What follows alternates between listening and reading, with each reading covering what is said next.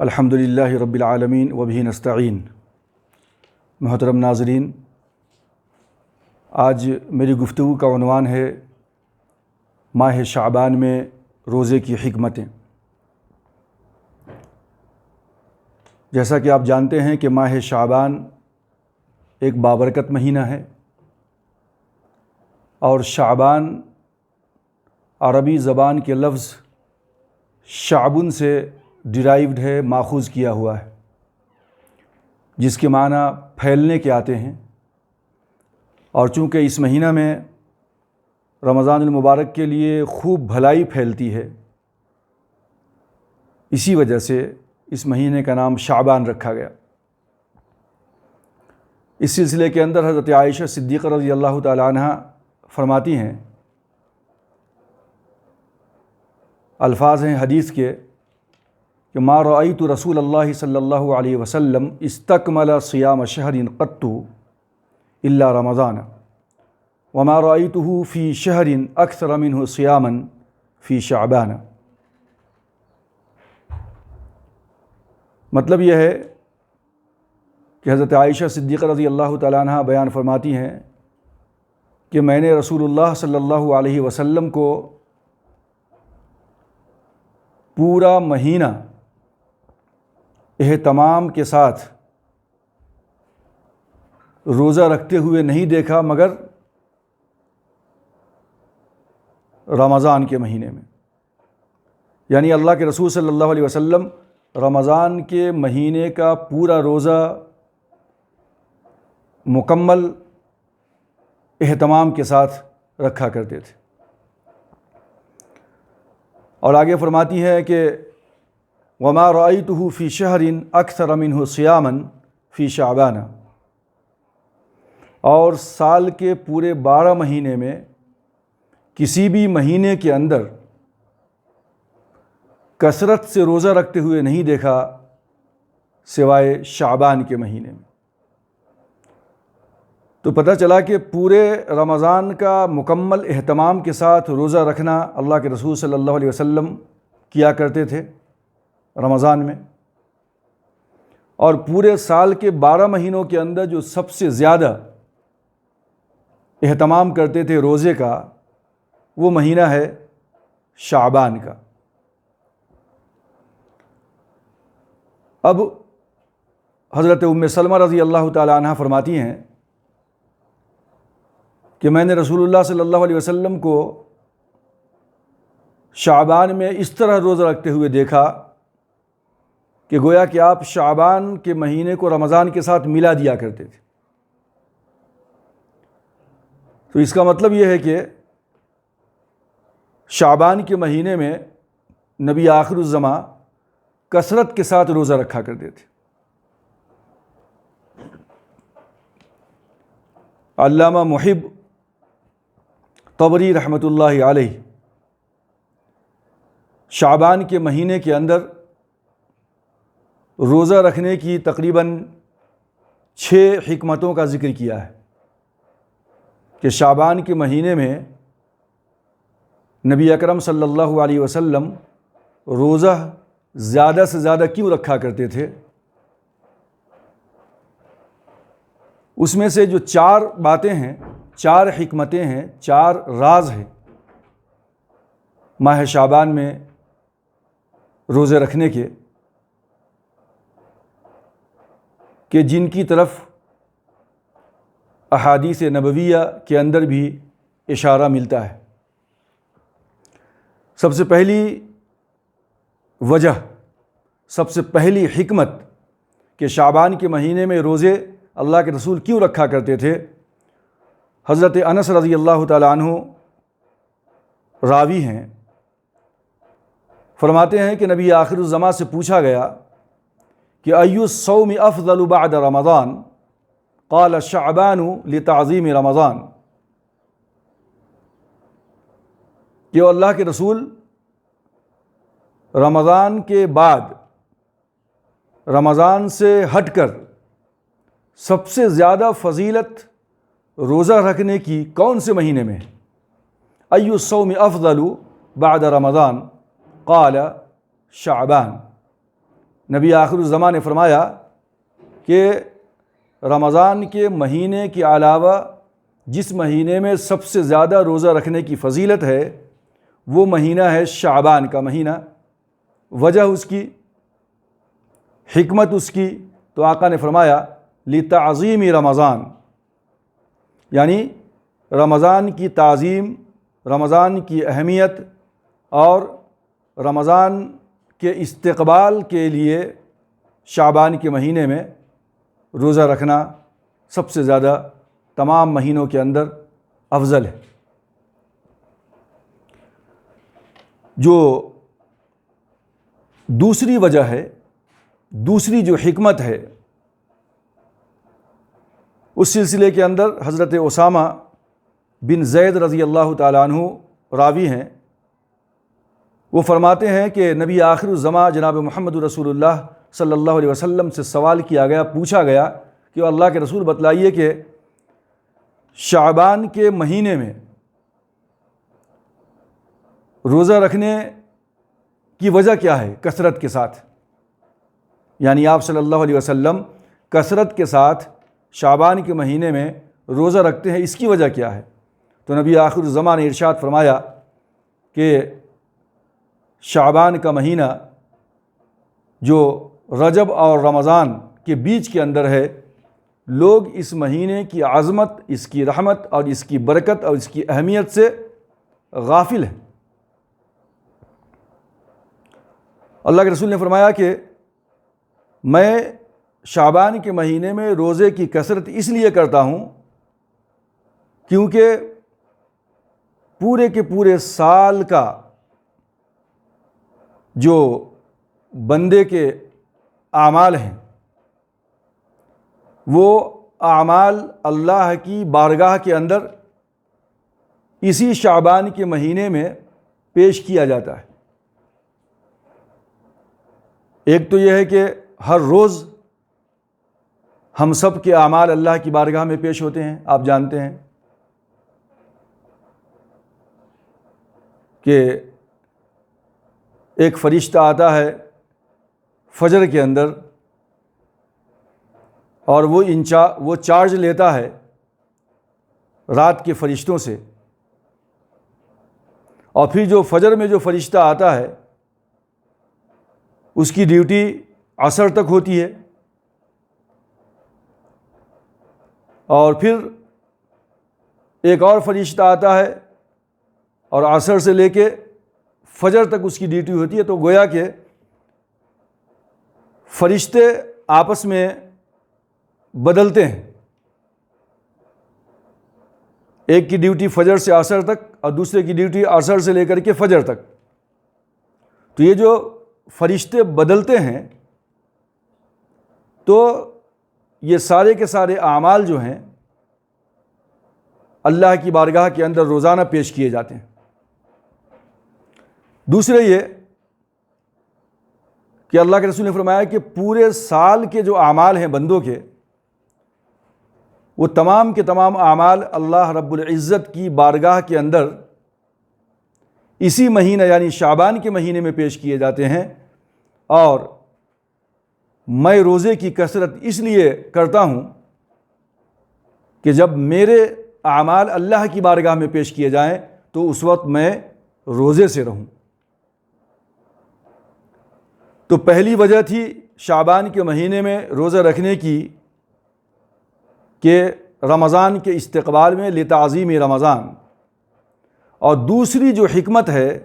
شعبان کے مہینے میں روزہ رکھنے کی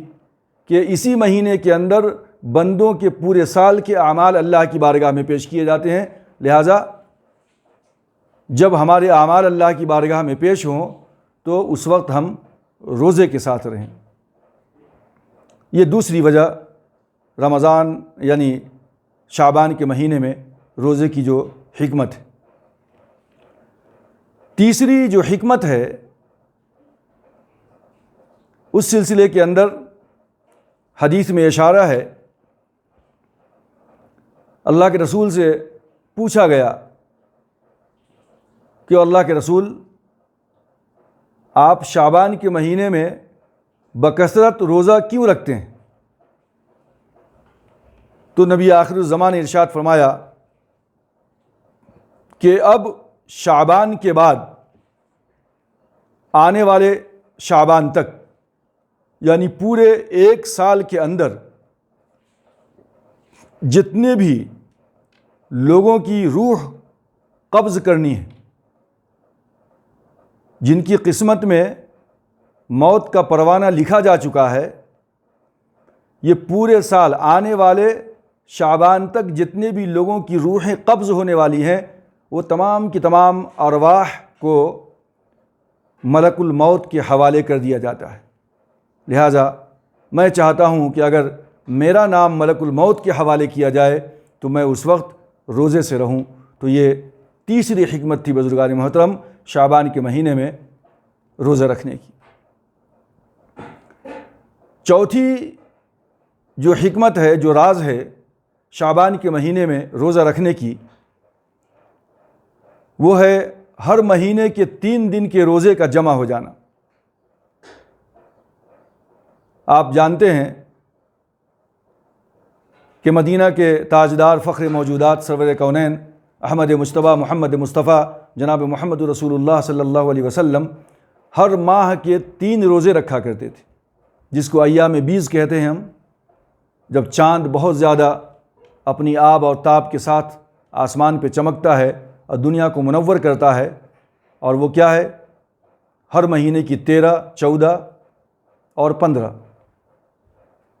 یہ ایام بیز کہلاتے ہیں۔ چاند بہت زیادہ سفید ہوتا ہے، اپنی آب و تاب کے ساتھ چمکتا ہے، اور 15 کے بعد 16 سے چاند کی روشنی دھیمی ہونے لگتی ہے۔ تو ایام بیز کے روزے یعنی 13، 14 اور 15 کے روزے ہر ماہ نبی آخر الزمان رکھا کرتے تھے۔ اب کبھی ایسا ہوتا تھا کہ پورے سال میں 13، 14 اور 15 تواریخ کو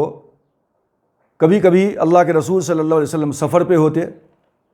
تو وہ 3 دن کا روزہ چھوٹ جایا کرتا تھا۔ کبھی کہیں سے دعوت آ گئی، مدعو کیا گیا آپ کو، تو اس موقع سے بھی اللہ کے رسول کا وہ جو معمول تھا 3 دن روزہ رکھنے کا، وہ چھوٹ جایا کرتا تھا، ترک ہو جاتا تھا۔ تو اس طریقے سے کئی مہینوں کے 3 دن کے روزے جو جمع ہو گئے تھے، جو ادا نہیں ہو پائے تھے،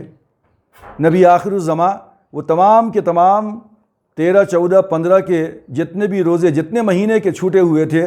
ان تمام کی تکمیل اسی شعبان کے مہینے میں اللہ کے رسول صلی اللہ علیہ وسلم کیا کرتے تھے۔ تو یہ ماہ شعبان میں روزے کی 4 حکمتیں علامہ محب طبری نے جو بیان کیا ہے، اور جس کی طرف حدیث کے اندر بھی ہمیں اشارہ ملتا ہے۔ یعنی پہلی حکمت یہ کہ اس مہینے کے اندر سب سے زیادہ روزہ رکھنا، چونکہ رمضان کی تعظیم کرنا ہے، رمضان کے استقبال کے لیے۔ نمبر 2، بندوں کے اعمال اسی شعبان کے مہینے میں اللہ کی بارگاہ میں پیش کیے جاتے ہیں پورے سال کے۔ اور نمبر 3، آنے والے پورے سال کے اندر جتنے بھی لوگ اس دنیا سے جانے والے ہیں، ان کی ارواح، ان کی روحوں کو ان کی لسٹ بنا کر کے فرشتوں کے حوالے، ملک الموت کے حوالے کر دیا جاتا ہے۔ تو جب اللہ کی بارگاہ میں ہمارے اعمال پیش ہوں، اللہ کی بارگاہ میں اگر مرنے والوں کی فہرست میں ہمارا نام ہو، تو یہ بہتر ہے کہ جس وقت ہمارا نام مرنے والوں کی لسٹ میں ہو اور اللہ تبارک و تعالیٰ فرشتوں کے حوالے کریں، تو اس وقت ہم روزے سے رہیں۔ جب ہمارے اعمال اللہ کی بارگاہ میں پیش ہوں تو اس وقت ہم روزے سے رہیں، جیسا کہ نبی آخر الزمان نے یہ تمام کی تمام حکمتیں بیان کی۔ تو پہلی حکمت ہے رمضان المقدس کے استقبال کے لیے، اس کی تعظیم کے لیے۔ دوسرے یہ کہ بندوں کے اعمال کو اللہ کی بارگاہ میں پیش کیا جاتا ہے پورے سال کے۔ اور نمبر 3 یہ کہ پورے سال میں مرنے والوں کی فہرست اللہ تبارک و تعالیٰ کی جانب سے فرشتوں کے حوالے کیا جاتا ہے۔ اور نمبر 4 یہ کہ اللہ کے رسول صلی اللہ علیہ وسلم کا جو معمول تھا روزہ رکھنے کا 13, 14 اور 15 کو ہر مہینے، وہ جتنے بھی مہینوں کے کبھی